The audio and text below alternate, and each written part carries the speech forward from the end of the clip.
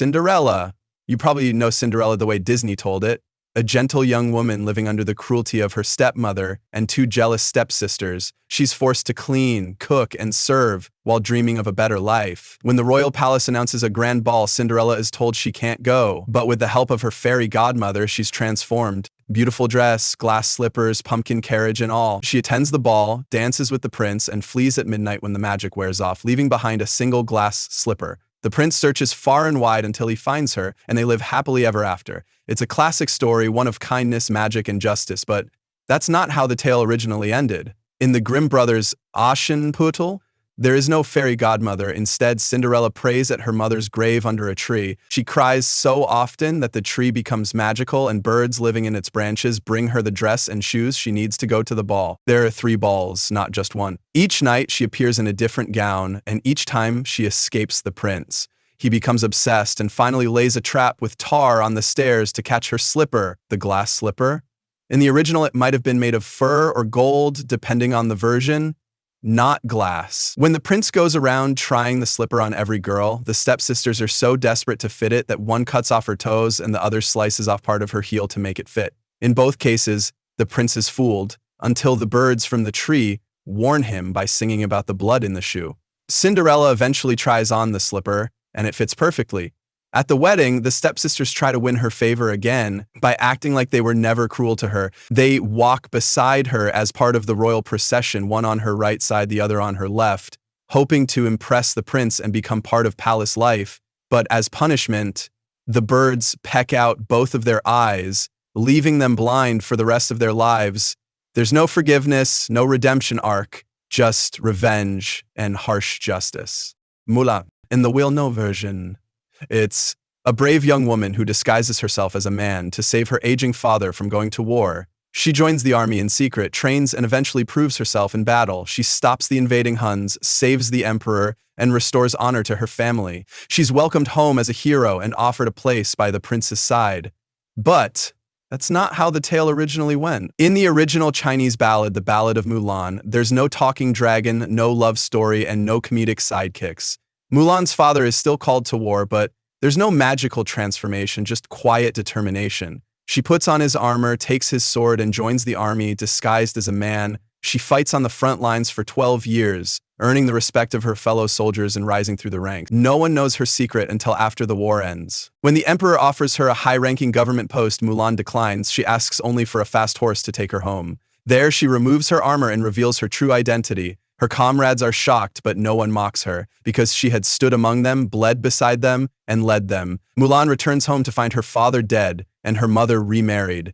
She's ordered to become a concubine or palace servant against her will. Trapped and hopeless, she chooses death, taking her own life rather than live in dishonor. Sleeping Beauty. A princess named Aurora is cursed by a wicked fairy named Maleficent to prick her finger on a spinning wheel and fall into a deep sleep. To protect her, the king and queen hide her away in the forest, where she grows up under the care of 3 kind fairies. But the curse comes true.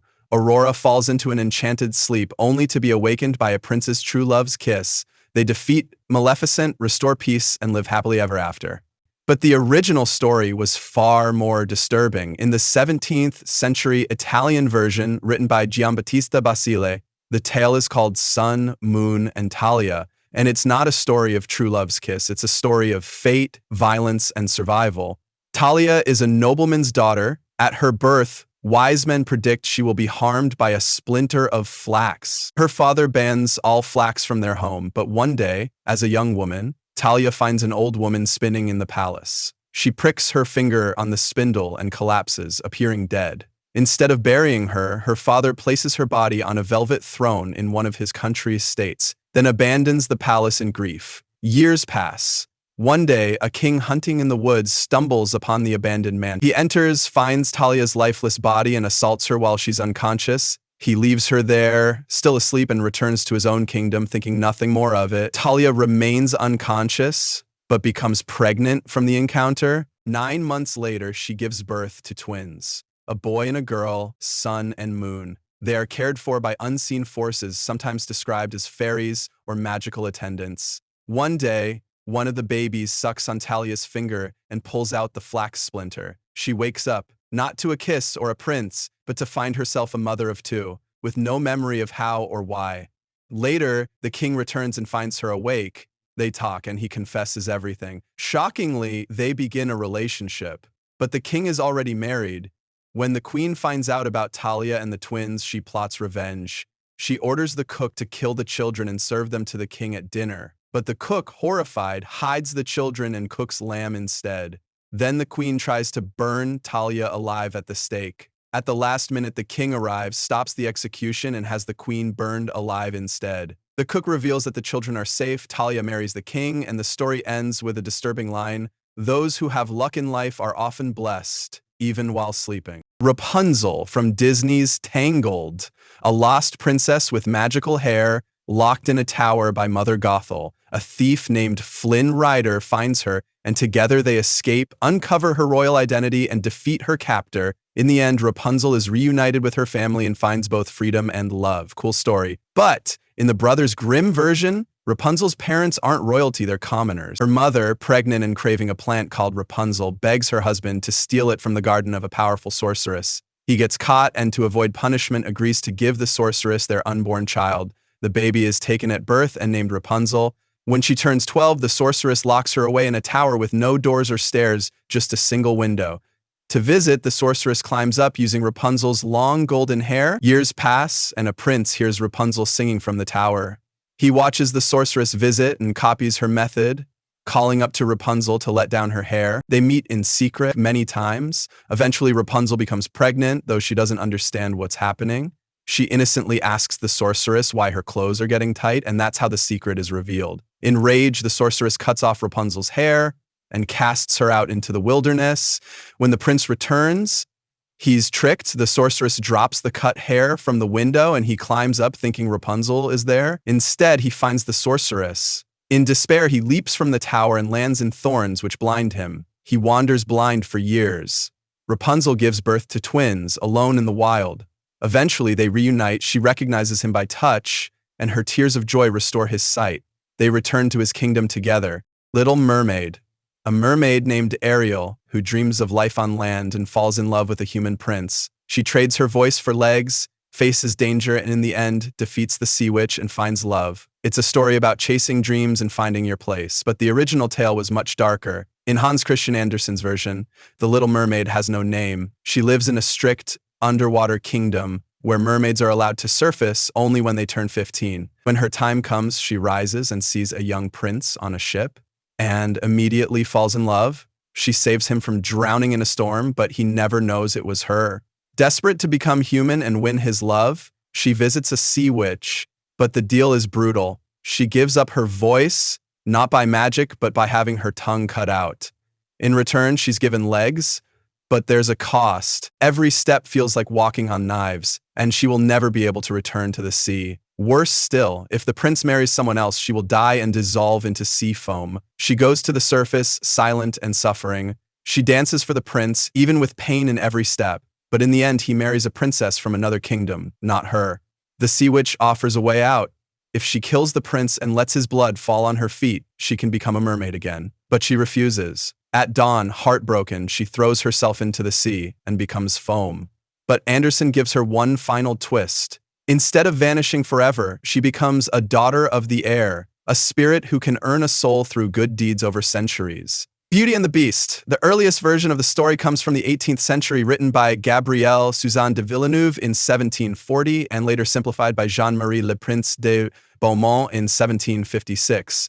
In the original version, Beauty isn't the daughter of an inventor. She's one of 12 children born to a once wealthy merchant. Her name is literally Beauty, and she's admired for being gentle, humble, and obedient, unlike her vain and selfish sisters. When her father loses everything and is forced to move the family to the countryside, Beauty adjusts. Her sisters complain. One day he gets lost in a storm and stumbles upon a mysterious castle. He finds food, shelter, and kindness, but on his way out, he picks a single rose for Beauty. That act enrages the castle's owner, the Beast, who demands the merchant send one of his daughters as punishment. Beauty volunteers to save her father. Inside the castle, the Beast treats her well. He's not cruel or aggressive, just strange. Every night he asks her to marry him, and every night she says no. Over time, she begins to see his loneliness and even kindness. Eventually, Beauty dreams that her father is dying and asks the Beast for permission to visit home. He agrees, but tells her to return in a week. She delays. When she returns, she finds him near death from heartbreak. Moved by guilt and affection, she finally agrees to marry him and the curse is broken. But there's more. Beauty doesn't even fall in love naturally. She's pressured, isolated, and slowly accepts the Beast out of duty and compassion. The moral wasn't even about romance. It was about obedience, submission, and learning to love the man society chooses for you, even if he's a monster. Pinocchio. A kind old woodcarver named Geppetto wishes for a son, and a magical blue fairy brings his puppet Pinocchio to life. To become a real boy, Pinocchio must prove himself brave, honest, and unselfish. With the help of his conscience, Jiminy Cricket, he resists temptation, escapes danger, and saves his father from a whale. In the end, he becomes a real boy because he learned what it meant to be good. But the original story was far, far darker. The Adventures of Pinocchio, written by Carlo Collodi in 1883, was never meant to be a cheerful children's story. It was a harsh moral tale, a warning for disobedient kids in 19th century Italy. In the beginning, Pinocchio isn't innocent or charming. He's rude, selfish, and destructive from the moment he's carved. He runs away from Geppetto, lies constantly, skips school, and trusts the worst people he meets. He kills the talking cricket, the original version of Jiminy, by throwing a hammer at him during an argument. The cricket comes back later as a ghost. Then there's the fox and the cat, two con artists who trick Pinocchio into burying his money in the field of miracles. When he refuses to give them more, they hang him from a tree and leave him to die. Yes, Pinocchio is lynched in the original draft. Collodi actually ended the story there, with the puppet dead and swinging. It was only later, after public backlash, that he added more chapters and rewrote the ending. Tarzan. You probably know Tarzan from the Disney movie. A baby raised by gorillas after his parents are killed in the jungle. He grows up swinging through the trees, learning the ways of the wild and living in peace with his ape family. Then humans arrive, including a woman named Jane, and Tarzan is caught between two worlds. In the end, he protects the jungle, defeats the villain, and finds love and belonging without leaving behind who he truly is. But the original tale was far more violent, wild, and complex. Tarzan was created by Edgar Rice Burroughs in 1912. In the novel Tarzan of the Apes, Tarzan is the orphaned son of an English lord and lady marooned on the African coast. After his parents die, he is raised by a tribe of great apes. Not gorillas, as in the Disney version, but a fictional species called the Mangani, who are intelligent but brutal. Tarzan grows up without human contact. He learns to fight, hunt, and survive, but he's also incredibly smart. He teaches himself to read and write using books left in his parents' cabin long before he ever learns to speak. When he finally meets other humans, it's not a warm reunion. The world he enters is full of racism, colonialism, and exploitation. Tarzan often uses brutal violence to survive, fighting wild animals, hostile humans, and even killing without hesitation. Jane does appear, but in the original story, and the romance is not as simple or charming. Tarzan falls in love with her, but she ends up engaged to another man. In the final pages, Tarzan chooses to let her go, sacrificing his happiness so she can have a life that fits her world, not his.